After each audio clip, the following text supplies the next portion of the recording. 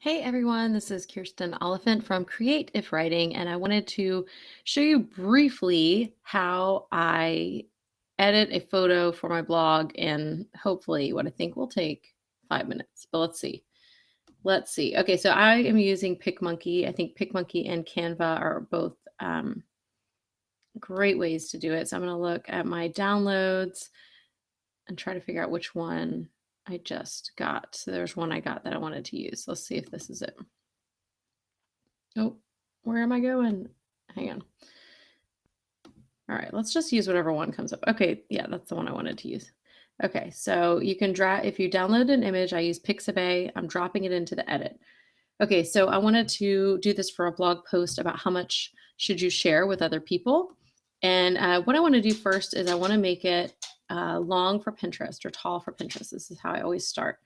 We'll get to resizing in a second. And you also have to kind of be mindful of where you want to put the words.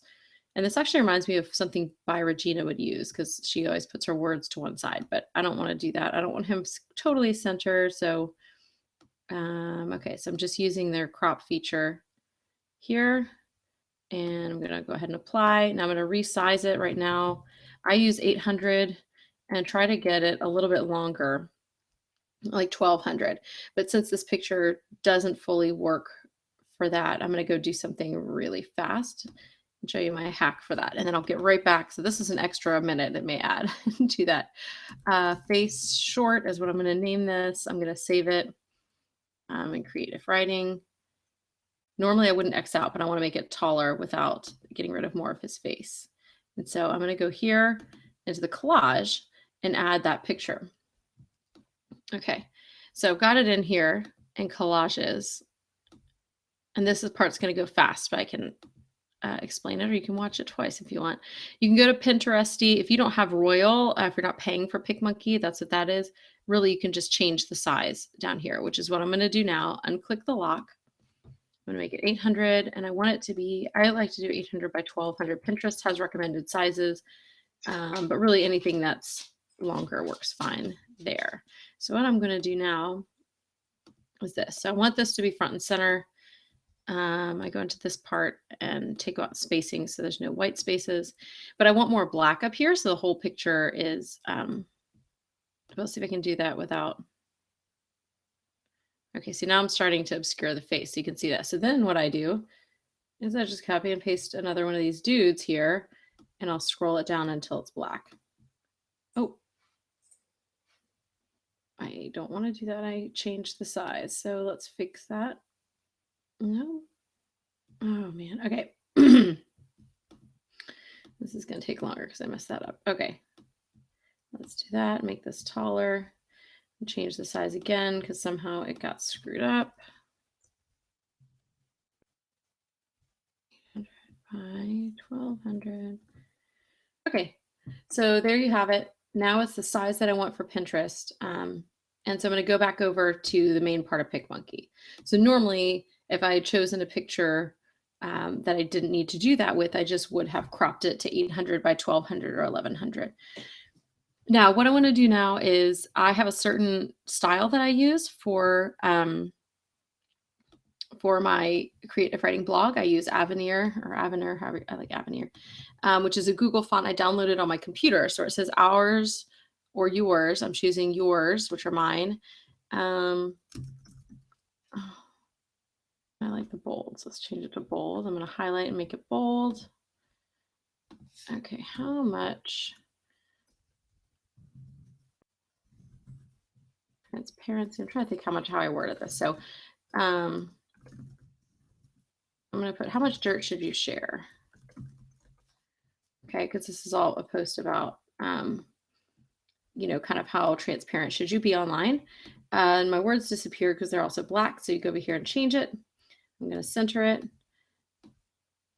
and stick it up here. Now, what I always do, and this is kind of talking about templates, you can create them in Canva. I've gotten it to a point in here where I don't, it takes me about 5 minutes, but at some point I may switch to that. I add a box under it. And I like the starkness of this. So I really don't want, I may not even have anything in there. See, this is transparent, but I'm going to add a white line or a light gray line. Oh, and then don't right click, send to back. And this part again you may not use an overlay depending on the style of yours. But this is kind of how I style every photo right now for creative writing. And I think I just want this to be transparent. So I'm going to click. I like this is different than my normal photos. It's actually different than a lot of what I see on Pinterest. So you can actually save a logo for yourself and then always use that. But I just type in my name. I don't like to use logos only because I think it's more readable to have just your web address typed out. So that's me. You do not have to do that. That's just totally a preference thing.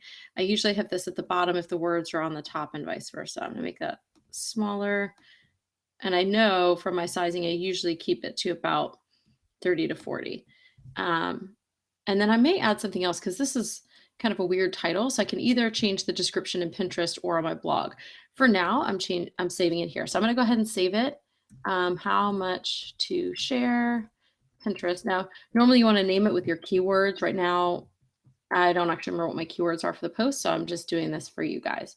So what I'm going to do next is I'm going to make my featured image, and my featured image is square, and I still really like the words on there for my featured image. And so I'm going to put this here. Now this is where this picture gets tricky because his face takes up most of it.